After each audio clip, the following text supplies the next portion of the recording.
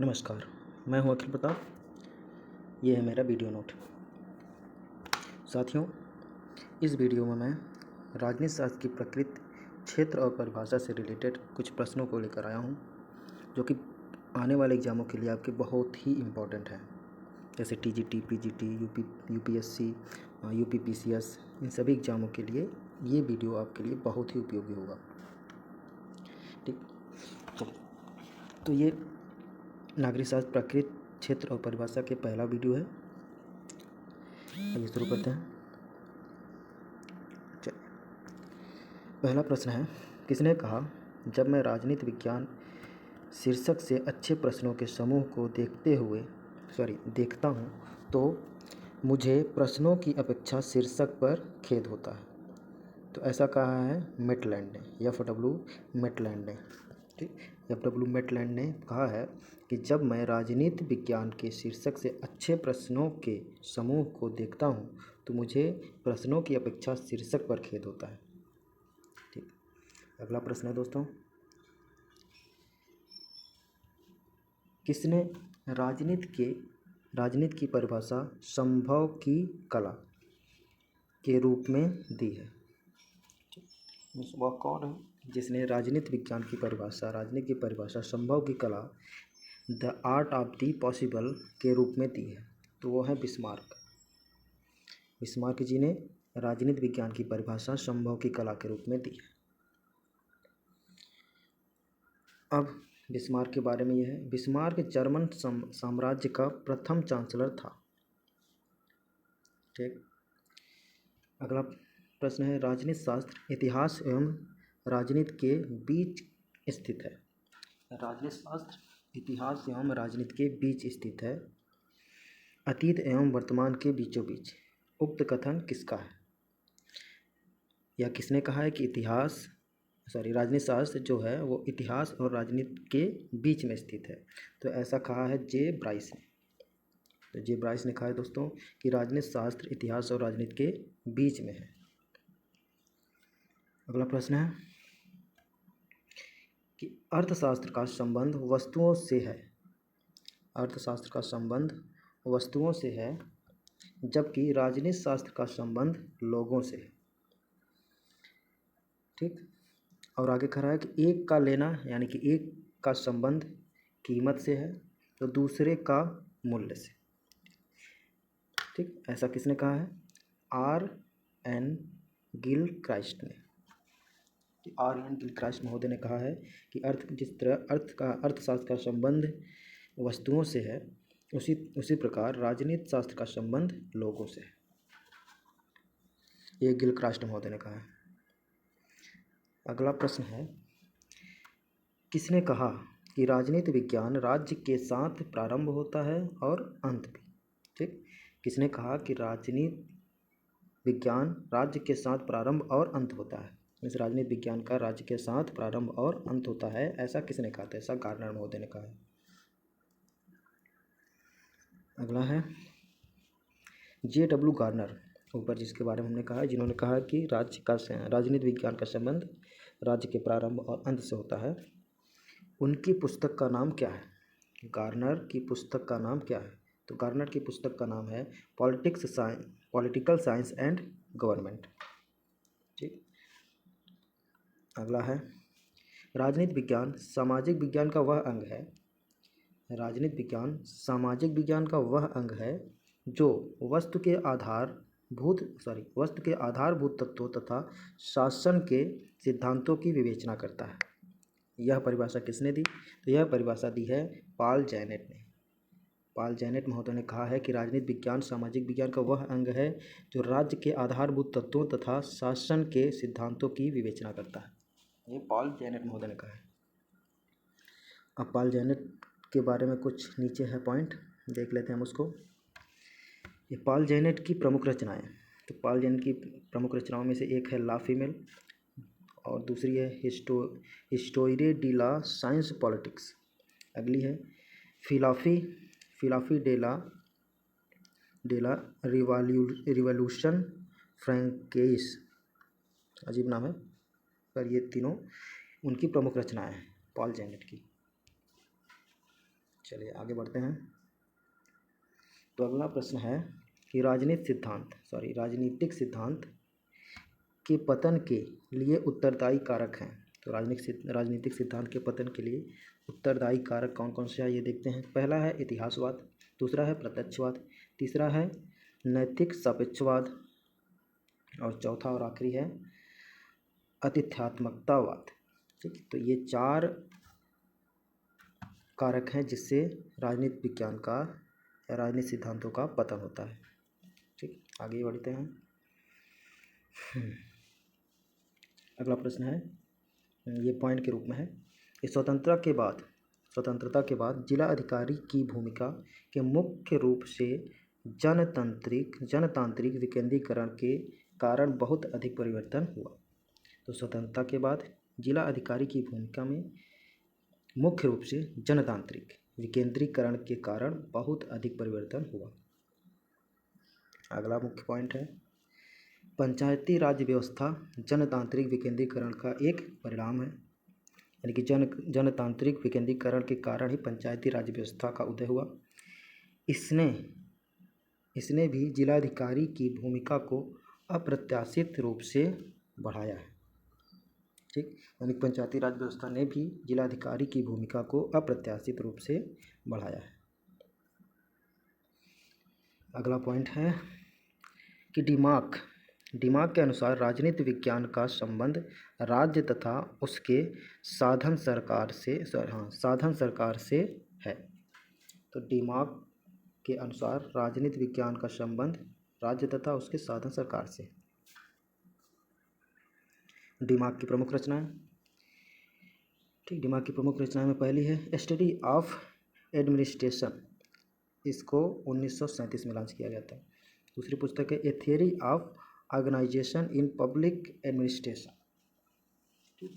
ये 2 पुस्तकें हैं डिमाक की, जिन्होंने कहा है कि राजनीति विज्ञान का संबंध राज्य तथा उसके साधन सरकार से। चलिए आगे बढ़ते हैं। अगला पॉइंट है सर एडवर्ड गार्डन कैटलिन ने राजनीति विज्ञान को शक्ति का विज्ञान के रूप में परिभाषित किया है। तो कैटलिन महोदय ने राजनीति विज्ञान को शक्ति का विज्ञान कहा है। कैटलिन महोदय ने राजनीति विज्ञान को शक्ति का विज्ञान कहा है।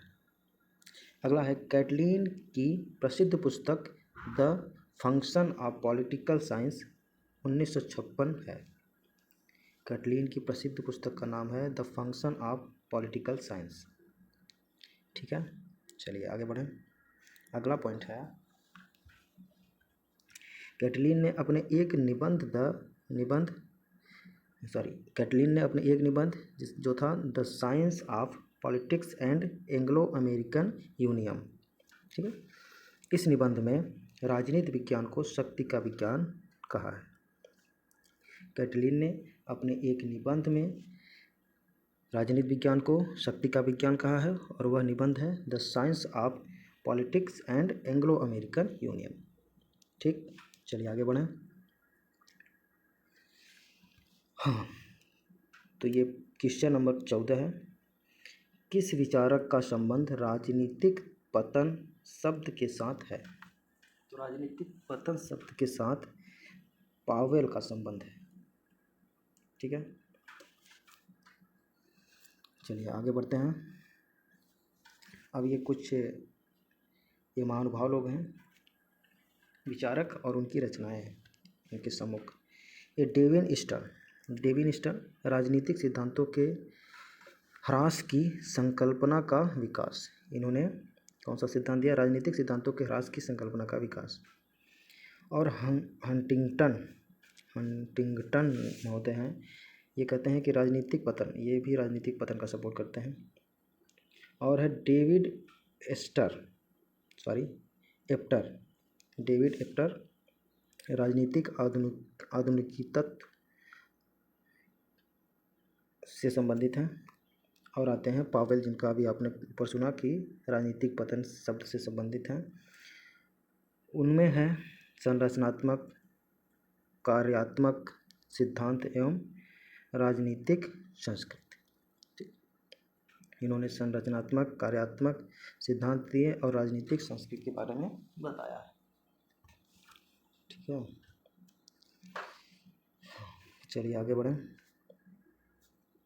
ये अगला पॉइंट है, पॉइंट नंबर 15। ये है दांते जर्मिनो। दांते जर्मिनो शास्त्रीय राजनीतिक सिद्धांत का प्रभावी समर्थक हैं। दांते जर्मिनो शास्त्रीय राजनीतिक सिद्धांत का प्रभावी समर्थक है। 16 है Robert Dahl. Robert Dahl, Peter Laslett और डेविड स्टर्न और कोबा राजनीतिक पतन की संकल्पना का विकास करते हैं। तो ये जो विचारक हैं ये सभी राजनीतिक पतन की संकल्पना का विकास करते हैं। एक बार फिर से सुन लिए कौन कौन है। Robert Dahl, Peter Laslett, David Stern और कोबा।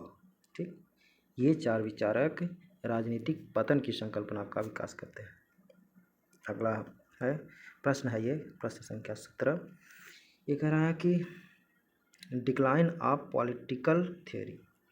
डिक्लाइन ऑफ पॉलिटिकल थियोरी के लेखक हैं। तो डिक्लाइन ऑफ पॉलिटिकल थियोरी के लेखक है कोबा।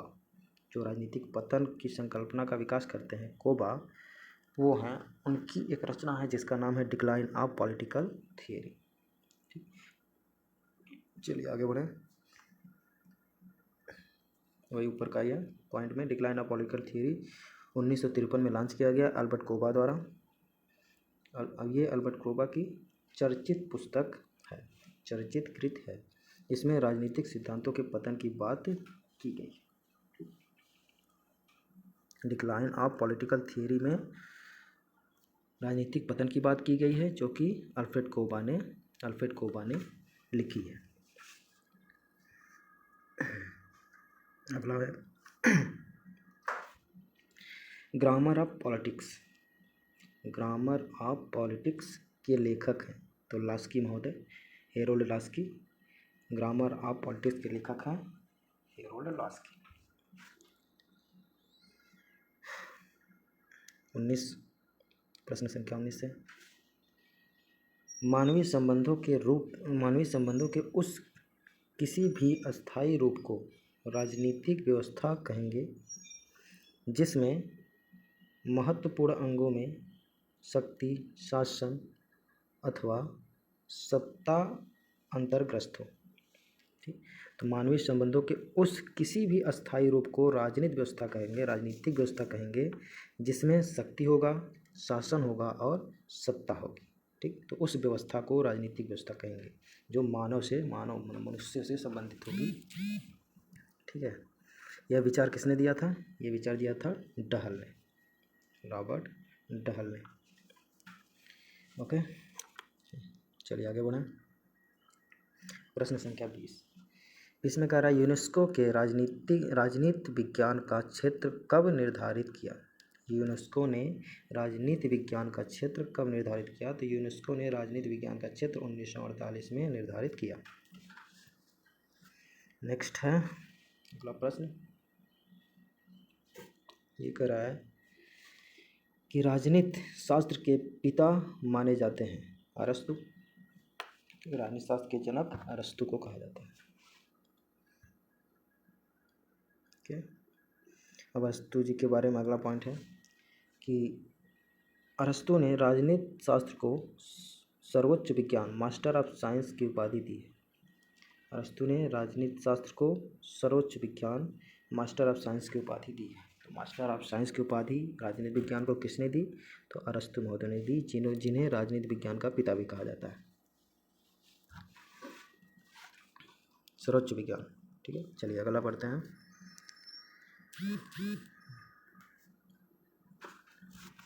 अगला है राजनीति विज्ञान के अंतर्गत राज्य तथा सरकार का अध्ययन किया जाता है। यह किसका कथन है? तो यह गिलक्राइस्ट का कथन है कि राजनीति विज्ञान के अंदर राज्य तथा सरकार का अध्ययन किया जाता है। गिलक्राइस्ट महोदय ने कहा है कि राजनीति विज्ञान के अंदर राज्य तथा सरकार का अध्ययन किया जाता है। राजनीति विज्ञान के अंदर। ठीक, चलिए अगला प्रश्न है, देखते हैं। अगला प्रश्न कह रहा है कि राजनीति शास्त्र का प्रारंभ और अंत राज्य के साथ ही होता है। ये गार्नर महोदय ने कहा है कि राजनीति शास्त्र का प्रारंभ और अंत राज्य के साथ ही होता है।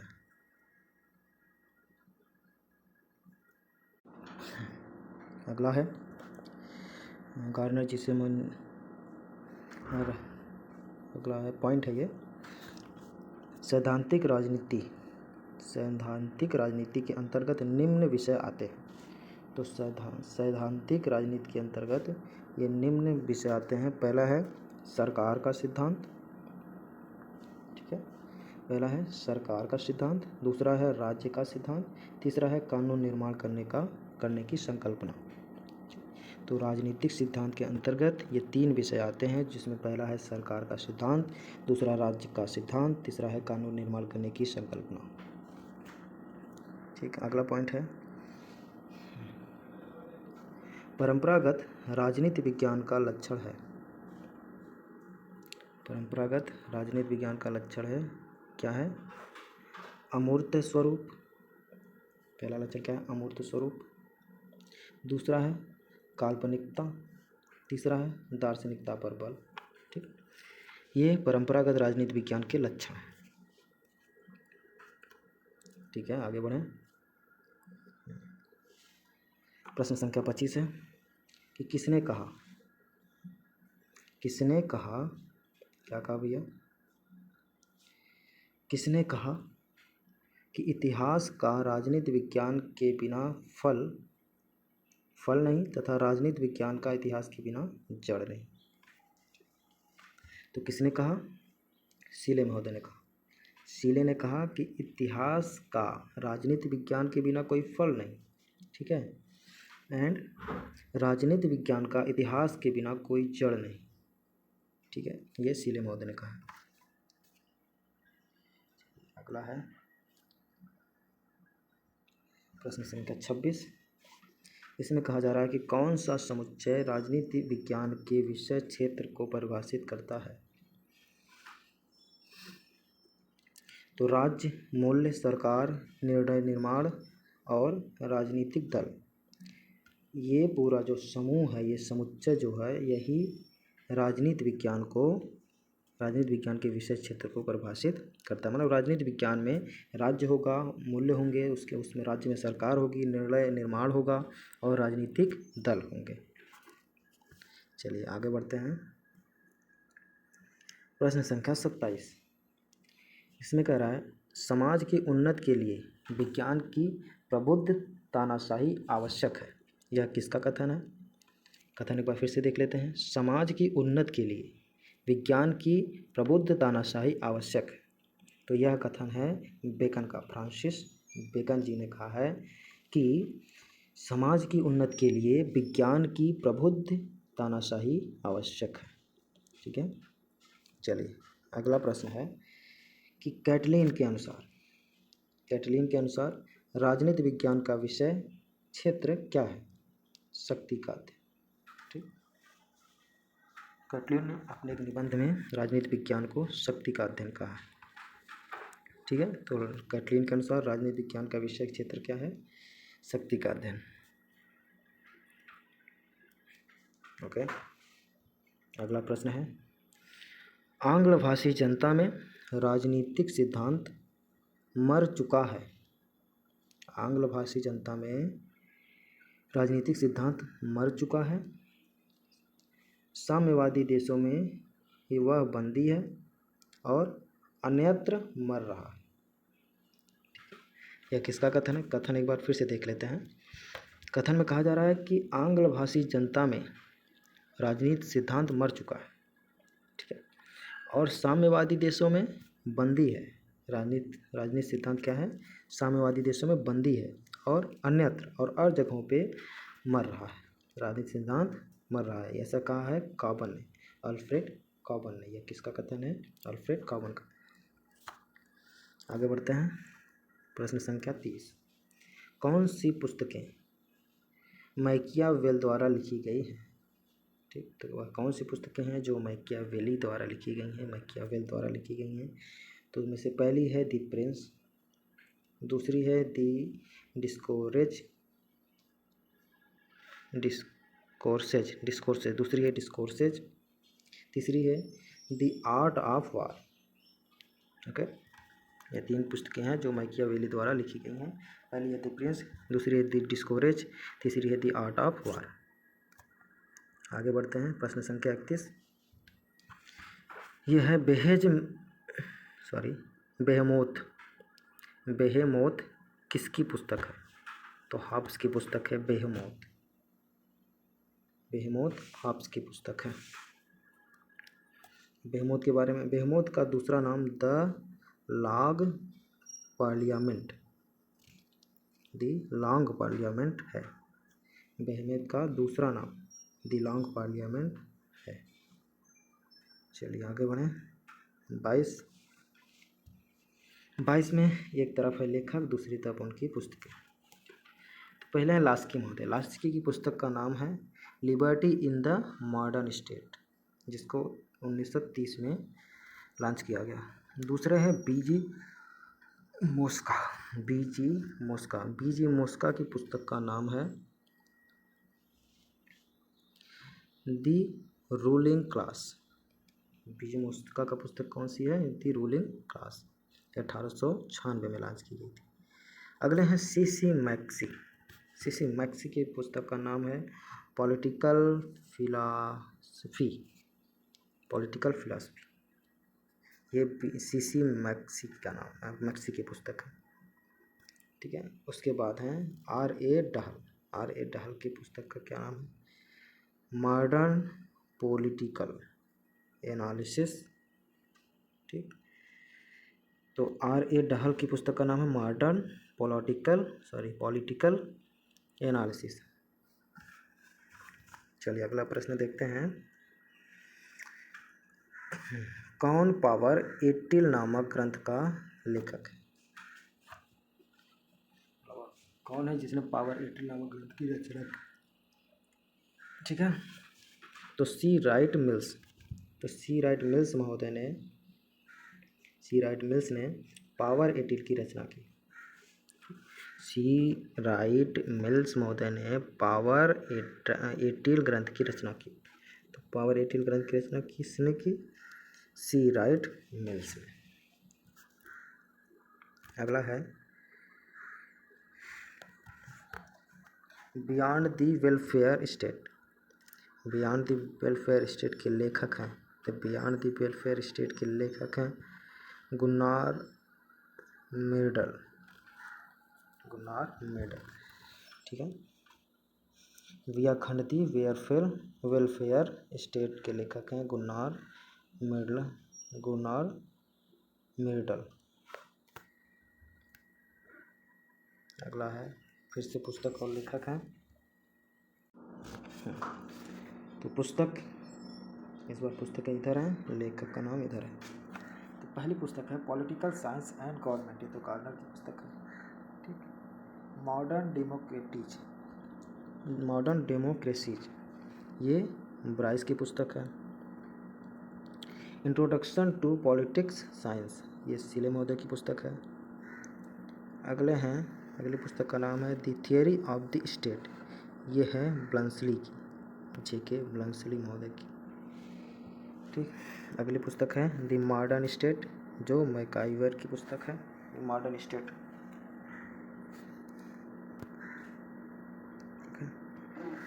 Question number 36, the modern state के रचयिता कौन है?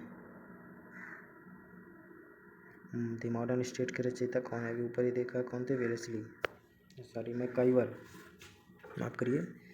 द मॉडर्न स्टेट के रचयिता हैं मैकाइवर। ठीक है, मैकाइवर से संबंधित मैकाइवर की अन्य प्रमुख पुस्तकें हैं।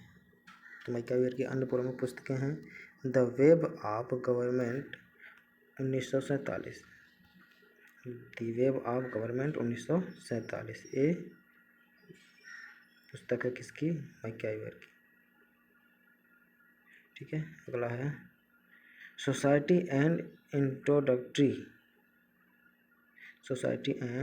इंट्रोडक्टरी एनालिसिस, 1937 में लॉन्च की गई थी। ठीक है, ये भी किसकी पुस्तक है? मैकाइवर की।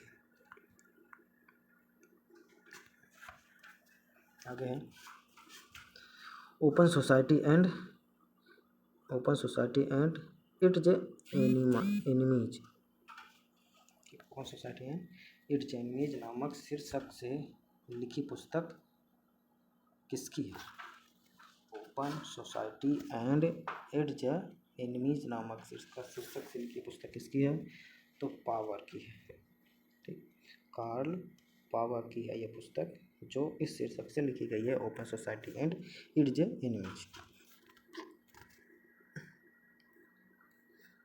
फिर से आगे लेखक और पुस्तकें। दोस्तों, ये जो हम आपको प्रश्न बता रहे हैं, ये previous year TGT, PGT, UPSC, UPPSC, UPPCS आदि एग्जामों में पूछे गए प्रश्न हैं, तो ध्यानपूर्वक देखिए इनको। पहला लेखक है एन.पी. बैरी। एन.पी. बैरी की पुस्तक in introduction to modern political theory.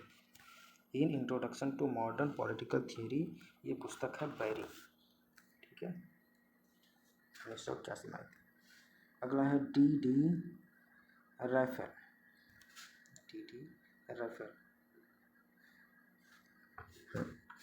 इनकी पुस्तक का नाम है प्रॉब्लम्स ऑफ पॉलिटिकल फिलॉसफी।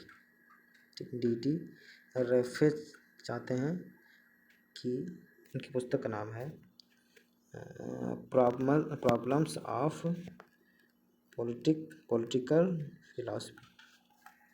ठीक है, अगले राइटर हैं हॉकिंग। हॉकिंग की पुस्तक का नाम है लॉ एंड राइट्स। उसके बाद है एन वाइल्ड की पुस्तक का नाम है the ethical basis of state. ये वाइल्ड की पुस्तक है, एन वाइल्ड की। क्या है? The ethical basis of state. Question number 38 था ये।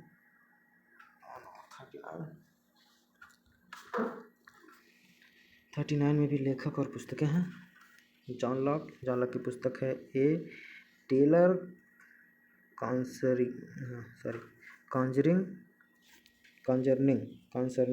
माफ करिएगा, ए लेटर कंसर्निंग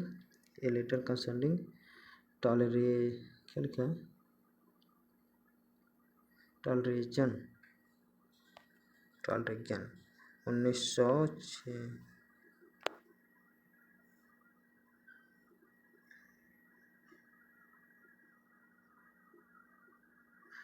एक मिनट, माफ़ी चाहते हैं। चलिए फिर से देख लेते हैं कि पहली पुस्तक है जॉन लॉक की, क्या नाम है उसका?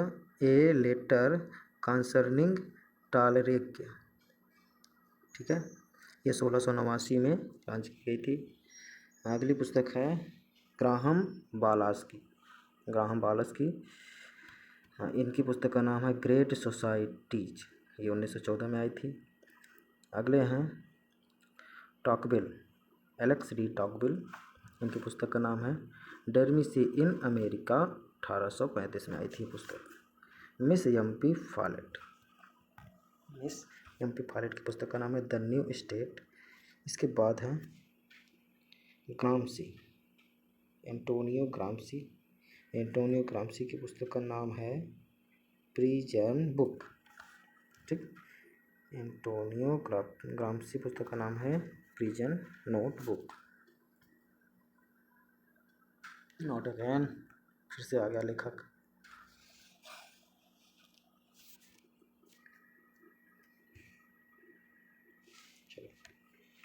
लेखक हैं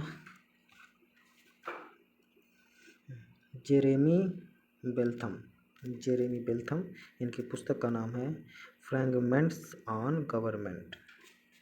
अगले लेखक हैं जेम्स बर्नहम। ठीक है, इनकी पुस्तक है मैनेजेरियल रिवॉल्यूशन। बर्नहम की पुस्तक का नाम है मैनेजेरियल रिवोल्यूशन। पीटर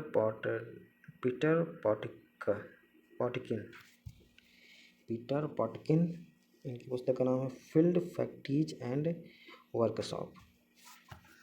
पॉटकिन की पुस्तक का नाम है फील्ड फैक्ट्रीज एंड वर्कशॉप। ठीक है, अगले लेखक कौन है? John Stuart Mill. ठीक है, क्या नाम है? John Stuart Mill. ठीक है, इनकी पुस्तक है कंसिडरेशन ऑफ रिप्रेजेंटेटिव गवर्नमेंट। इसके लेखक हैं मिल, स्टुअर्ट मिल। अगला प्रश्न जो है वो इम्पोर्टेंट है, इसमें ट्रिपल स्टार बने हैं। इसमें कहा जा रहा है किसने politics in India since independence नामक पुस्तक लिखी? तो पॉल ब्रास मोदी ने पॉलिटिकल एवं इंडिया सिंस इंडिपेंडेंस नामक पुस्तक लिखी है। किसने? पॉल ब्रास ने 1990 में।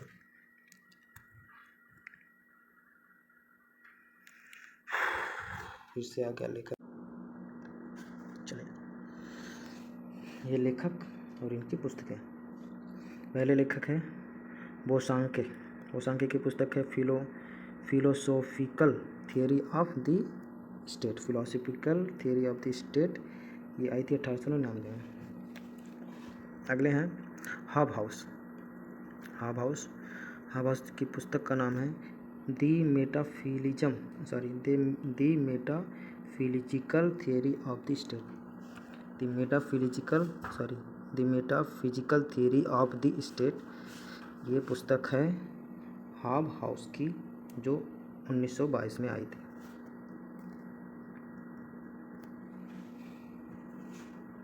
स्पेंसर महोदय की पुस्तक का नाम है the man versus the state.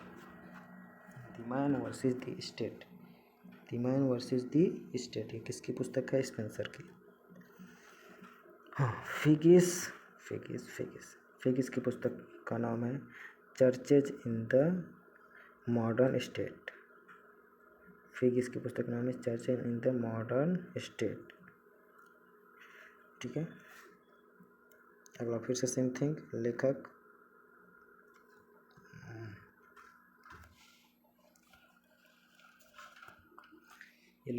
उसकी पुस्तकें रॉबर्ट नोजिक की पुस्तक का नाम है एनार्की स्टेट एंड यूटोपिया।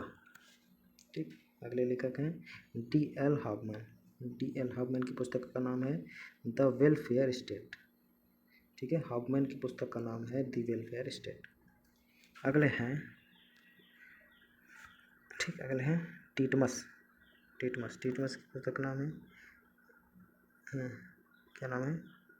टीटमस की पुस्तक का नाम एसेज ऑन वेलफेयर स्टेट।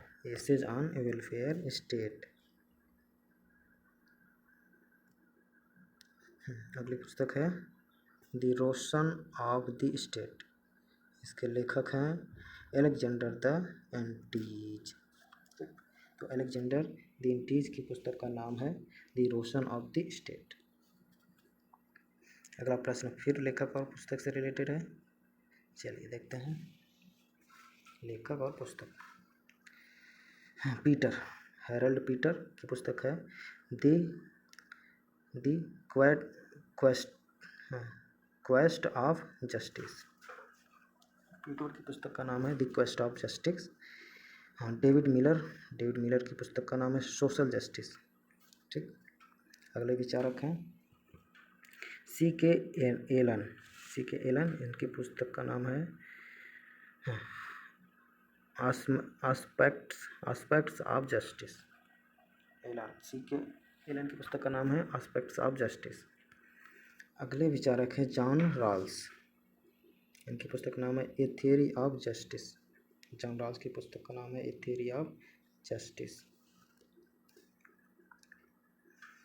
ठीक है, अगला प्रश्न है किस पुस्तक में कल्याणकारी राज्य वेलफेयर स्टेट शब्द का सर्वप्रथम प्रयोग किया गया? तो वह कौन सी पुस्तक है जिसमें कल्याणकारी राज यानी कि वेलफेयर स्टेट शब्द का प्रयोग सर्वप्रथम किया गया था? तो उस पुस्तक का नाम है सिटीजन एंड चर्चमैन। ठीक, सिटीजन एंड चर्चमैन। इसी पुस्तक में सर्वप्रथम कल्याणकारी राज्य और वेलफेयर स्टेट शब्द की रचना की गई थी, प्रयोग किया गया था। ठीक है, आगे फिर से लेखक और पुस्तकें आ गई। Oh my God. ठीक है, चलिए लेखक और पुस्तकें। जोसेफ एल पैलोम्ब्रा तथा मारियनर वार्नर दोनों ने मिलकर एक पुस्तक लिखी। क्या नाम है उसका? इनकी देखो, ये पुस्तक है political parties and political development. ठीक है, political parties and political development. Okay, चलिए आगे है एम लिप्सेट की पुस्तक का नाम है पार्टी सिस्टम और एस रोक्सन संपादित है, ये संपादित है। ठीक है, एस रोक्सन, इन दोनों की पुस्तक है party system and voter analysis, sorry voter alignments, हाँ, party system and voter alignment. ठीक है, अगला है मैरिस डुवर्जर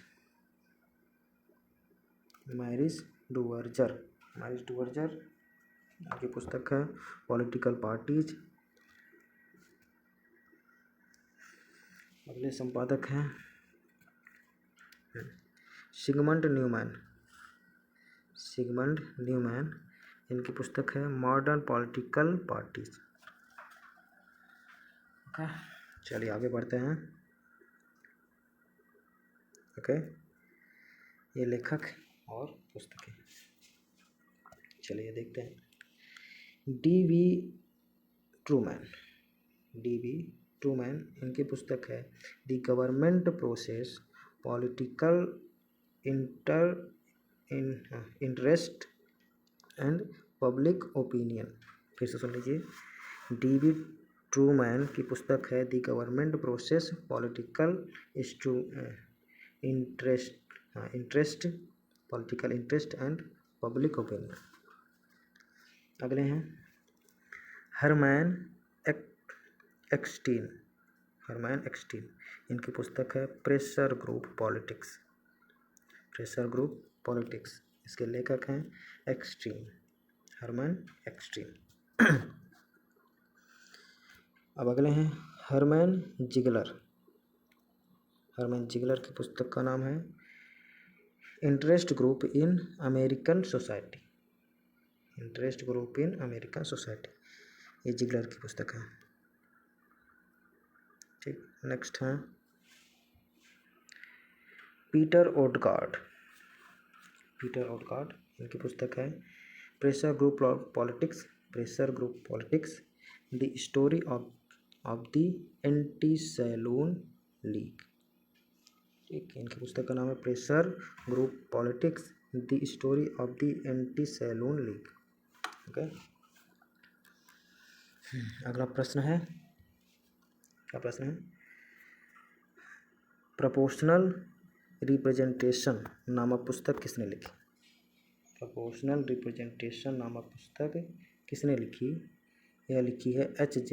हैलट और क्लेरेंस गिलबर्ट हाग ने। ठीक है, सॉरी, माफ़ी चाहते हैं। हाँ, तो प्रोपोर्शनल क्या है? प्रोपोर्शनल रिप्रेजेंटेशन पुस्तक के लेखक हैं J.H. हैलेट और क्लेरेंस गिलबर्ट हाग। ठीक, हैलट और गिलबर्ट हाग, ये दोनों प्रोफेशनल रिप्रेजेंटेशन उस नामक पुस्तक के लेखक। चलो अगला प्रश्न है, यह किसने कहा है कि कौन क्या कब तथा कैसे प्राप्त करता है, यह का विषय है। ठीक, कथन फिर से पढ़ लेते हैं। यह किसने कहा है कि कौन क्या कब तथा कैसे प्राप्त करता है, यह राजनीति का विषय है। ठीक, ऐसा कहा है लासवेल। लासवेल ने कहा है कि कौन क्या कब और कैसे प्राप्त करता है, यह राजनीति का विषय है। ठीक है, चलिए क्वेश्चन नंबर 50, ये भी लेखक और पुस्तक से संबंधित है। चलिए इसमें देखते हैं कौन से लेखक हैं। इसमें है केनेथ आर्गेनकी। इनकी पुस्तक है राजनैतिक विकास के चरण। अगले हैं लुसियन पाई। इनकी पुस्तक है राजनीतिक विकास के संकट। लुसियन पाई की पुस्तक है राजनीतिक विकास के संकट। आर्गेनकी की पुस्तक है राजनीतिक विकास के चरण। अगले हैं आलमंड और वार्बा।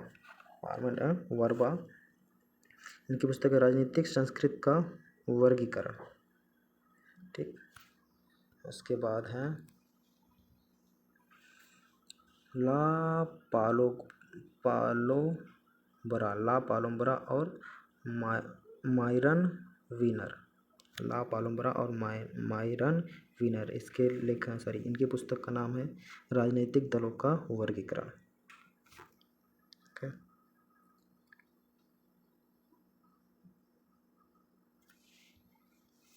नेक्स्ट है 51, राजनीति मानव समुदाय द्वारा अपनी समस्याओं से निपटने की प्रक्रिया है। राजनीति मानव समुदाय द्वारा अपनी समस्याओं से निपटने की प्रक्रिया है। यह किसने कहा है? यह लासवेल महोदय ने कहा है। लासवेल ने कहा है कि राजनीति मानव समुदाय द्वारा अपनी समस्याओं से निपटने की प्रक्रिया है। ठीक, तो आज के लिए बस इतना ही। उम्मीद है दोस्तों आपको ये वीडियो पसंद आएगा, क्योंकि ये प्रीवियस ईयर के क्वेश्चन ही हैं। ठीक है, जो PCS, IAS और TGT PGT में पूछे गए।